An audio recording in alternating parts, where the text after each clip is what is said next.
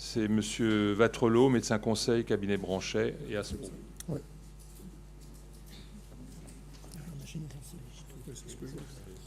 Monsieur le Président, mes chers confrères, Mesdames, Messieurs, merci d'abord de cette invitation à participer à ce colloque. Juste un mot pour vous présenter en un mot ce que c'est que Aspro. Aspro, c'est une association qui est chargée de la prévention au sein du cabinet Branchet, qui est un assureur, enfin un courtier plus exactement, spécialisé dans le plateau technique lourd, puisque le cabinet Branchet assure en fait plus de 60% du plateau technique. Alors l'évolution de la sinistralité, c'est difficile à partir de la littérature scientifique, car Dieu merci, toute complication n'égale pas un sinistre. Et en fait, c'est vraiment auprès de l'assureur qu'il faut se rapprocher si on veut avoir une appréciation de ce qu'est la sinistralité des chirurgiens. Et pour cela, je me suis basé sur la cartographie qui a été faite par le cabinet Branchet à la fin de l'année 2013. Donc c'est une étude rétrospective 2008-2012 sur plus de 10 000 réclamations qui ont été déposées auprès du cabinet Branchet pour plus de 4 000 chirurgiens. Et donc cette analyse a été faite à partir des codes CCAM. Ça, c'est assez original. Je crois que c'est la seule base de données qui tient compte des codes CCAM, des rapports d'expertise et de la fiche GRAM. La fiche GRAM, c'est une fiche qui est faite par chaque assistant conseil qui assiste un praticien lors d'une expertise.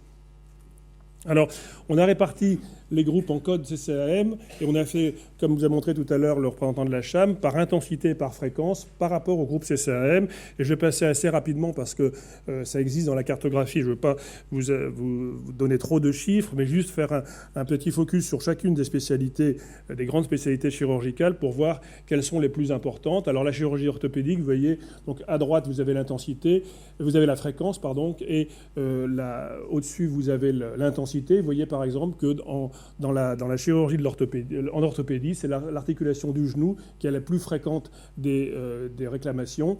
Et par contre, vous voyez que l'intensité est moyenne si vous comparez aux actes thérapeutiques sur les os de la jambe. Alors, chaque rond représente en fait un nuage de points avec un indice de confiance de 95%, c'est-à-dire que plus l'ovale ou le rond qui entoure le point central est important, moins en fait moins les datas sont précises. Et vous verrez que c'est vrai dans certaines autres spécialités. En neurochirurgie, eh bien, vous voyez que ce qui coûte évidemment le plus cher, l'intensité la plus importante, c'est lorsque l'accident arrive sur les ménages ou sur la chirurgie du cerveau. Et que, par contre, ce qui est le plus fréquent, et c'est vraiment fréquent, c'est tous les actes qui correspondent à la chirurgie de la colonne vertébrale.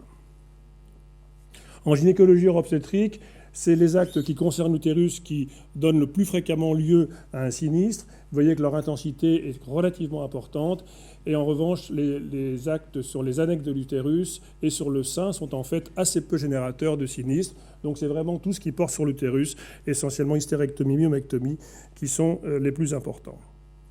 Alors cette cartographie était suffisamment précise pour être capable d'ailleurs de dire que c'était la blessure de l'urétère droit lors d'une hystérectomie par cœlioscopie. Donc je veux dire, aujourd'hui je ne développe pas, mais sachez que ces datas existent et qu'on est capable aujourd'hui d'être très précis sur ce qui se passe dans chaque spécialité. En obstétrique, ce n'est pas évidemment un scoop que de dire que c'est l'accouchement qui est le plus à risque, mais vous voyez qu'en fait, on a beaucoup parlé des complications liées à l'échographie, des accidents liés à l'échographie et aux suites de l'accouchement. Vous voyez qu'en fait, la fréquence est faible et l'intensité est faible. C'est vraiment les actes obstétricaux pendant le travail qui donnent lieu à la plus grande fréquence d'accidents. En chirurgie viscérale, vous voyez que les nuages de points sont assez larges, donc en fait, il y a moins de tendances qui se dégagent. Pour dire simplement que ce qui est le plus fréquent en termes de réclamation, ce sont les actes sur l'estomac, le duodénum et la paroi abdominale. Que la cholécystectomie, c'est extrêmement rare, mais par contre, c'est des intensités toujours extrêmement importantes lorsque, en particulier, la voie biliaire principale est touchée. Donc là, ça donne lieu à des sinistres d'une grande intensité. En chirurgie vasculaire, là aussi, vous voyez que c'est assez variable au niveau de la dispersion des sinistres, en disant quand même que c'est quand même toute la chirurgie artérielle qui est la plus fréquemment en cause lorsque des sinistres sont déclarés et que leur intensité est variable en fonction de la localisation et que bien sûr quand c'est les artères du membre inférieur, c'est là où les séquelles sont souvent les plus importantes et donc l'intensité la plus grave. En chirurgie urologique, la population au sein du cabinet Branchet des urologues n'étant pas très importante, vous voyez que là on ne peut pas dire grand-chose car la dispersion est tellement importante qu'en fait on ne peut pas vraiment juger entre les différents sinistres. Et je ne m'étendrai pas sur cette spécialité dont là les conclusions ne sont pas très pertinentes. En chirurgie esthétique et plastique, maxillofaciale et ORL, vous voyez que par contre là les points sont resserrés et ça correspond aussi au fait qu'au sein du cabinet branché, je crois 80 ou 70% des plasticiens sont assurés donc, par l'intermédiaire de ce cabinet. Donc là effectivement on est beaucoup plus précis. Vous voyez que l'intensité la plus importante, c'est la lipoaspiration. Pourquoi ? Car il y a eu quelques accidents graves décrits au niveau des complications digestives par aspiration et perforation de la paroi abdominale. Et vous voyez que là, c'est évidemment des intensités importantes. Et vous voyez que par contre, en termes de fréquence, c'est toute la chirurgie du sein, mastoplastie, de réduction, d'augmentation qui est concernée. Vous voyez que les ablations en changement d'implant prothétique, en fait, c'est assez fréquent avec une intensité finalement moyenne. Alors, l'exploitation de ces fiches qui sont faites après chacun des sinistres, ça nous a permis aussi de voir un petit peu quel était le comportement du chirurgien. On a beaucoup parlé de l'information. Vous voyez que globalement, vous voyez tous les items qui sont rapportés par l'assistant conseil. Vous voyez, ça va du compte-rendu opératoire qui est complet ou pas, des lettres de suivi, des lettres de sortie. J'en passe juste pour vous signaler le problème du consentement éclairé et surtout de sa traçabilité. Vous voyez que dans plus de 50% des cas, il a été noté que ce consentement était soit absent, soit défectueux. Quand on dit absence de consentement, ce n'est pas absence d'information. L'information, en général, est je pense, délivrée dans plus de 95% par nos confrères de façon orale correcte. Le problème, c'est qu'aujourd'hui, on a une obligation de démontrer qu'on a informé le patient. Et cette obligation est donc liée à une traçabilité. Si on n'a pas un papier signé, on est systématiquement condamné. Et là, on peut le démontrer de façon très, très claire dans toutes nos datas. Et vous voyez que dans plus de 50% des cas, ce consentement a été considéré comme inapproprié dans sa traçabilité. Ce qui ne veut pas dire qu'il y ait forcément eu de condamnation, car parfois l'expert va considérer que même si la traçabilité n'est pas parfaite, l'information a quand même été délivrée, mais on a un vrai effort à porter sur ce sujet. Si maintenant on essaie de voir, toutes spécialités confondues, quelle est l'évolution des sinistres, vous voyez qu'en fait, en 4 ans, on a même une grande stabilité, que ce soit en pourcentage par spécialité dans l'ensemble des déclarations ou la fréquence par spécialité. Vous voyez que tout est relativement stable et que donc on n'a pas une inflation majeure des sinistres au cours des années. Vous voyez que la tendance est une légère amélioration dans certaines spécialités, une certaine augmentation dans d'autres, mais globalement on peut dire qu'on assiste finalement à une certaine stabilité. Si on regarde maintenant quel est le type de réclamation, ça a déjà été dit. Vous voyez que en fait, le référé, c'est 26%, la CCI, maintenant, c'est 29%. Le reste se répartisse entre les différentes réclamations du patient, protection juridique du patient. Dieu merci, le pénal ne représente toujours qu'1%. Et Dieu merci, parce que ça, c'est vraiment quelque chose d'important. Les procédures ordinales, 2%.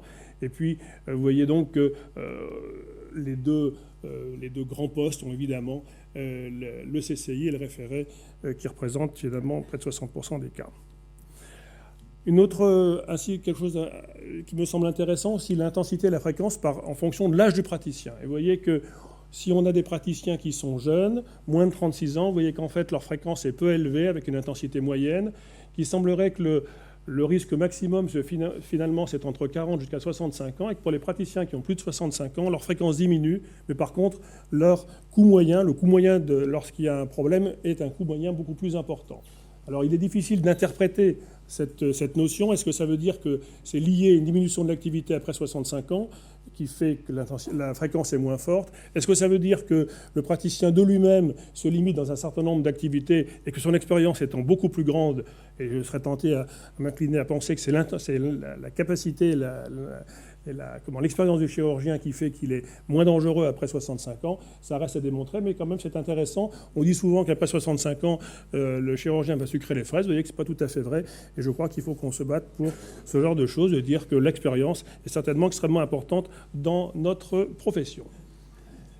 Alors les conclusions et quelques pistes pour l'avenir, elles sont déduites finalement de ce que je vous ai dit, et je pense qu'elles serviront de base aux discussions tout à l'heure, juste pour dire que le consentement éclairé, c'est quelque chose d'important. On est en train de mettre en place ce consentement éclairé électronique de façon à ce qu'on facilite au maximum pour nos praticiens la capacité de recueillir ce consentement, surtout de le tracer, puisque vous savez qu'aujourd'hui, l'obligation, comme une fois de plus, nous est donnée d'avoir ce consentement tracé. Eh bien, ce genre de choses peut aider, et c'est d'ailleurs que ce consentement éclairé est ouvert à tous les médecins, qu'ils soient d'ailleurs assurés ou pas auprès du cabinet branché. Il suffit qu'ils soient médecins pour pouvoir en bénéficier.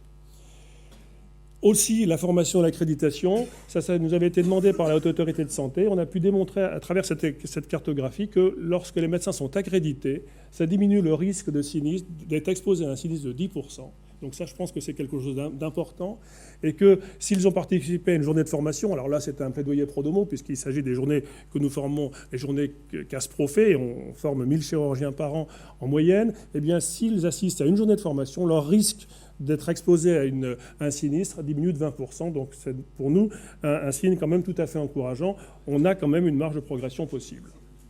Et enfin, on a parlé de l'équipe et on a mis en place cette formation de Medical Team Training qui est, je crois, quelque chose d'extrêmement important. On nous en a parlé tout à l'heure. Je pense qu'aujourd'hui, on ne peut plus gérer un sinistre uniquement le chirurgien. Je crois que ça doit se faire avec effectivement l'établissement, avec l'équipe. On parle d'accréditation d'équipe. Nous avons mis en place un programme assez ambitieux justement de formation de Medical Team Training, donc de formation de l'ensemble de l'équipe qui est dérivé de ce qui se fait dans l'aéronautique et qui, je crois, commence à porter ses fruits. Je crois que dans l'avenir, on aura l'occasion, je pense, d'en reparler, de pouvoir le codifier et de voir ce que ça donne. On sait que ça marche dans d'autres pays. J'espère qu'il n'y a pas de raison qu'adapté au modèle français, ça ne puisse pas marcher.